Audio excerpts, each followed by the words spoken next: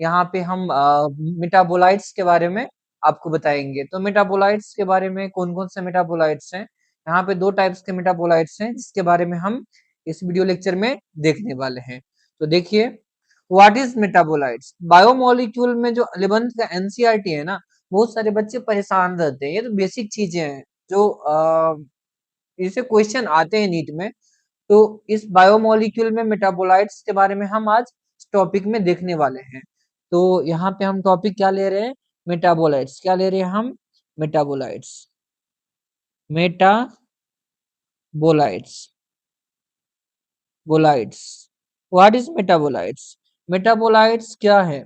Metabolites दो type के होते हैं। मेटाबोलाइट्स कितने टाइप्स के होते हैं, दो टाइप्स के होते हैं। एक तो प्राइमरी मेटाबोलाइट्स और दूसरा है सेकेंडरी मेटाबोलाइट्स। दूसरा कौन सा है, सेकेंडरी मेटाबोलाइट्स।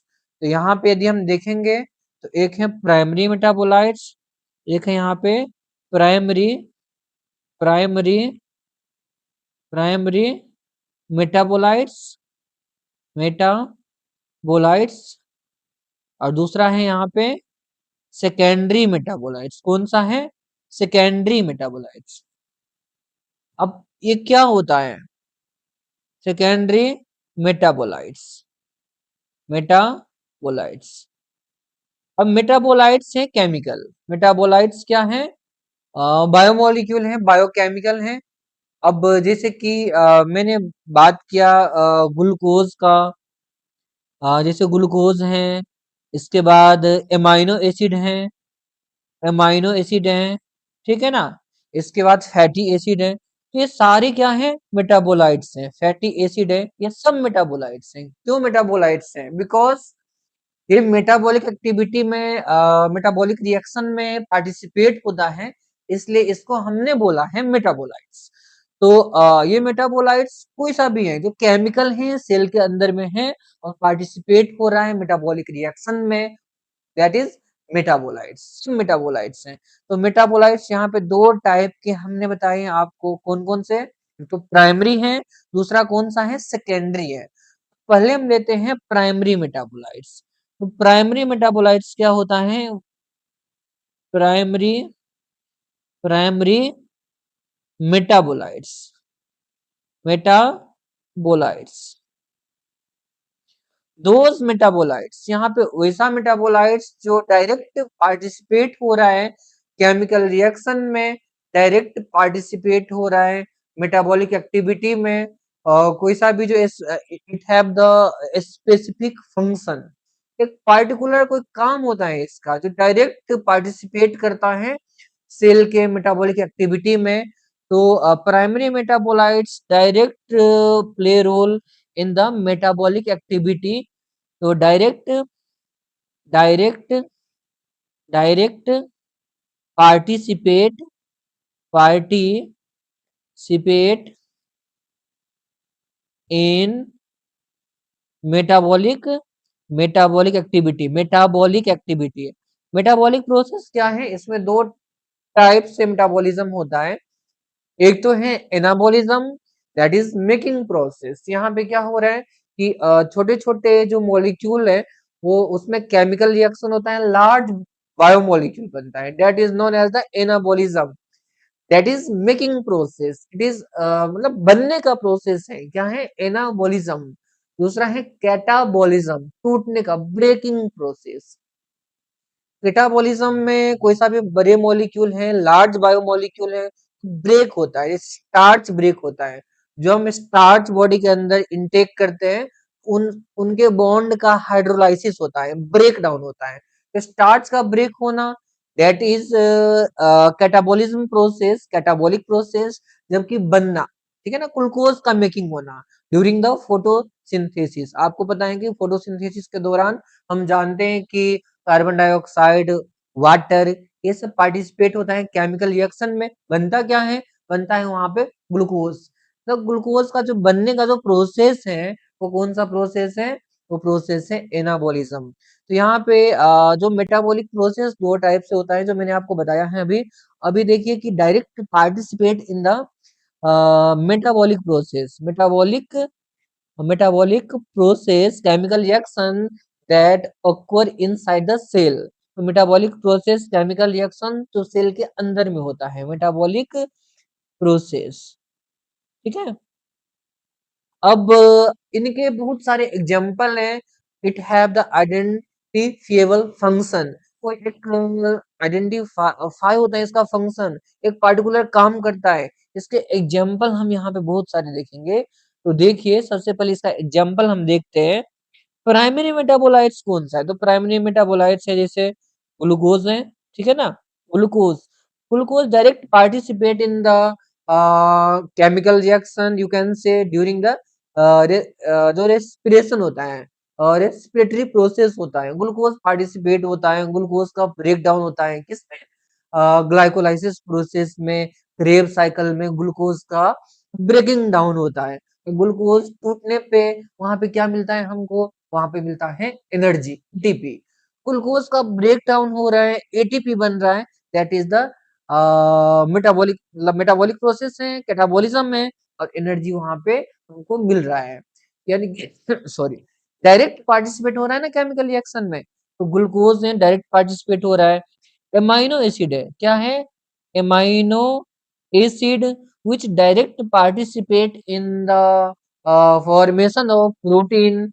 आपको पता है कि सेल के अंदर एक प्रोसेस होता है बच्चों, जिसका नाम क्या है? जिसका नाम है translation process. In this translation process जो एमाइनो एसिड है, एमाइनो एसिड के बीच में एक बॉन्ड बनता है जिसको बोलते हैं पेप्टाइड बॉन्ड। और ये बहुत सारे पेप्टाइड बॉन्ड बनेंगे, क्या बन जाएगा? पॉलीपेप्टाइड। पॉलीपेप्टाइड का जो फॉर्मेशन है वहां पे डायरेक्ट एमाइनो एसिड पार्टिसिपेट कर रहा है। तो वो प्रोसेस कौन सा प्रोसेस है? एनाबॉलिज्म प्रोसेस है ना। एनाबॉलिज्म प्रोसेस है, एमाइनो एसिड डायरेक्ट पार्टिसिपेट हो रहा है एनाबॉलिक प्रोसेस में। यानी कि प्राइमरी मेटाबोलाइट्स आपने क्या देखा है कि डायरेक्ट पार्टिसिपेट हो रहा है केमिकल रिएक्शन में, सेल के अंदर में कुछ बनाने में। डायरेक्ट उनका ब्रेक डाउन होगा, वहां से एनर्जी मिलेगा। तो ये प्राइमरी मेटाबोलाइट्स हैं जो डायरेक्ट पार्टिसिपेट होता है केमिकल रिएक्शन। इतना बस याद रखना है। ग्लूकोज है, एमाइनो एसिड है, इसके बाद और भी आप लिख सकते हैं कि फैटी एसिड, फैटी एसिड, और आपको पता है ना ग्लीसेरॉल। ग्लीसेरॉल से क्या बनता है? लिपिड बनता है, फैट बनता है ना, सिंपल फैट। तो ग्लीसेरॉल, तो ये सब भी डायरेक्ट पार्टिसिपेट हो रहे हैं chemical reaction. That all known as the primary metabolites, that all known as the primary metabolites, ठीक है ना। तो ये सारे प्राइमरी मेटाबोलाइट्स हैं। जैसे कि हमने देखा है कि CO2 H2O पार्टिसिपेट होता है किसमें? CO2 H2O पार्टिसिपेट होता है किसमें? फोटोसिंथेसिस प्रोसेस में। तो CO2 H2O ये सब भी लिख सकते हैं। CO2 डायरेक्ट पार्टिसिपेट हो रहा है, H2O डायरेक्ट पार्टिसिपेट हो रहा है केमिकल रिएक्शन में। All are known as a primary metabolites which have the some identifiable function. कुछ इनके पार्टिकुलर काम होते हैं जो काम के बेसिस पे हमने प्राइमरी मेटाबोलाइट्स, मतलब प्राइमरी है। दूसरा है बच्चों सेकेंडरी मेटाबोलाइट्स, कौन सा है बोलिए आप? Secondary metabolites. तो सेकेंडरी मेटाबोलाइट्स, सेकेंडरी मेटाबोलाइट्स, अब इनके डायरेक्ट ये काम नहीं करता है सेल में, मेटाबॉलिक प्रोसेस में सॉरी, डायरेक्ट पार्टिसिपेट नहीं करता है, बट इनडायरेक्ट पार्टिसिपेट करता है। इनडायरेक्ट का मतलब क्या हुआ कि हो सकता है, देखिए, कुछ प्लांट्स, कुछ माइक्रोब्स, फंगस, बैक्टीरिया, कुछ ऑर्गेनिज्म, माइक्रोब्स, फंगी, एंड कुछ प्लांट्स में कुछ केमिकल प्रोड्यूस होता है। तो produces by some plants and microbes, produces, produces by some plants and microbes, microbes like fungus, like fungus, ठीक है ना। अब सेकेंडरी मेटाबोलाइट्स में आपको याद रखना है, इसमें ये जो सेकेंडरी मेटाबोलाइट्स है, इसके कोई आइडेंटिफिएबल डायरेक्ट फंक्शन नहीं है, इसके identifiable direct function, no direct function in growth and development. तो यही आपको याद रखने हैं कि do not have direct function, do not have have direct function, direct function, function in growth and in growth growth and development. वहां पे growth और डेवलपमेंट्स में डायरेक्ट फंक्शन कर रहे थे, पार्टिसिपेट कर रहे थे। यहाँ पे डायरेक्ट पार्टिसिपेट नहीं कर रहा है। तो यही डिफरेंस है इनमें, प्राइमरी मेटाबोलाइट्स में और सेकेंडरी मेटाबोलाइट्स में। और some secondary metabolites have the ecological function. तो some secondary metabolites metabolites bolites have ecological function, have ecological function में बताता हूँ आपको, इकोलॉजिकल फंक्शन। इसके कुछ एग्जाम्पल है, एग्जाम्पल ऑफ सेकेंडरी मेटाबोलाइट्स। तो देखिए इसके एग्जाम्पल कौन कौन सा, एग्जाम्पल ऑफ सेकेंडरी मेटाबोलाइट्स, ठीक है ना।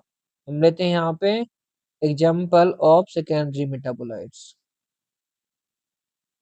एग्जाम्पल ऑफ सेकेंडरी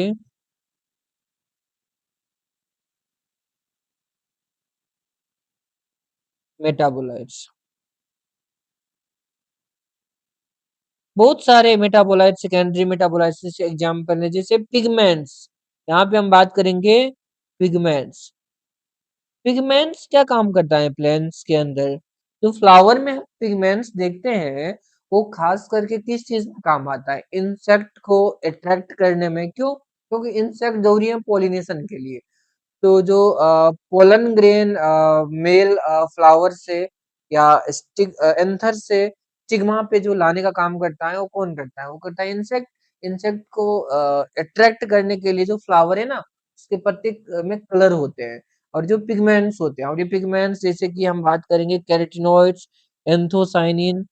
तो एंथोसाइनिन, साइनिन और कैरेटिनोइड्स, कैरेटेनोइड्स। तो ये क्या है, एंथोसाइनिन और कैरोटिनोइड्स क्या है, एंथोसाइनिन और कैरोटिनोइड्स क्या है, एक मिनट, एंथोसाइनिन एंड, एक मिनट,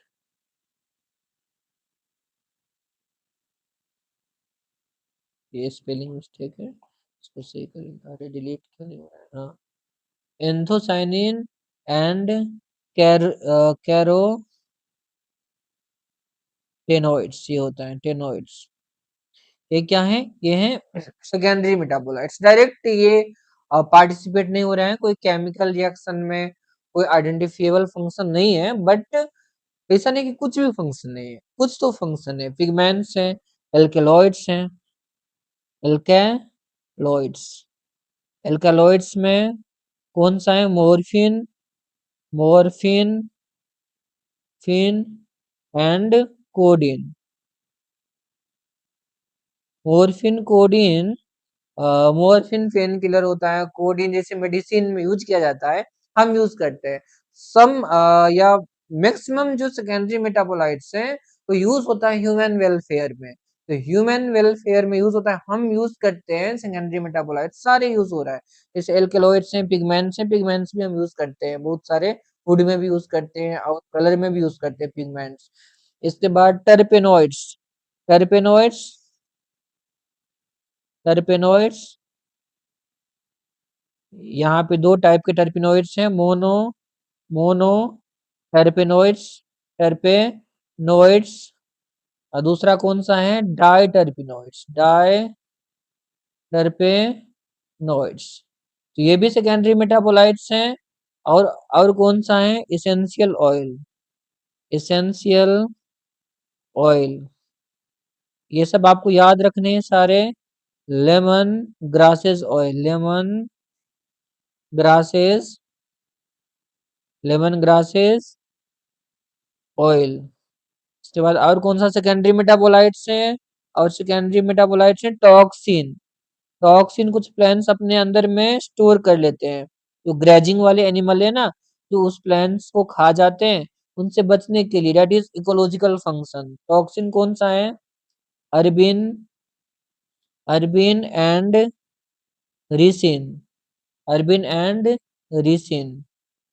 तो ये टॉक्सिन है। इसके बाद लेक्टिन, ये कौन सा है? लेक्टिन कैटेगरी में। लेक्टिन में कौन कैनावेलिन ए, कौन कैनावेलिन ए, कौन कैनावेलिन ए लेक्टिन में आता है। इसके बाद ड्रग में आता है विनब्लेस्टिन। ड्रग में अ, ड्रग में ड्रग में आता है भिनब्लेस्टिन, भिन ब्लेस्टिन, ब्लेस्टिन सब आपको याद करने, एंड कुर्क्यूमिन, कुर्क्यूमिन, कुर्क्यूमिन ये ड्रग में आता है। ठीक है। इसके बाद यदि बात करेंगे पॉलीमेरिक सब्सटेंस, याद करने आपको, polymeric substances, substances rubber, gum और सेल्यूलोज। क्या आता है इसमें?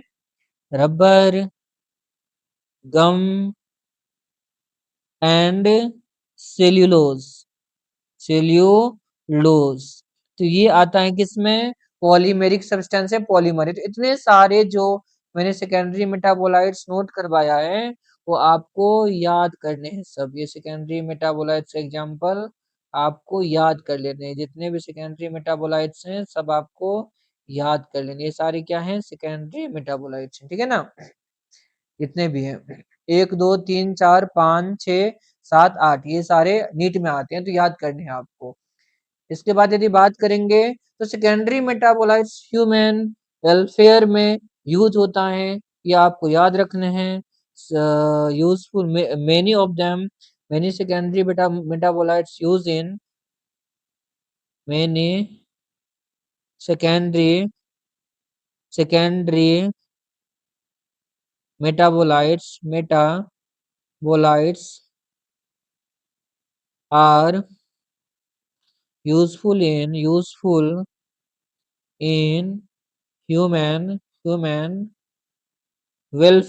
human welfare किसमें?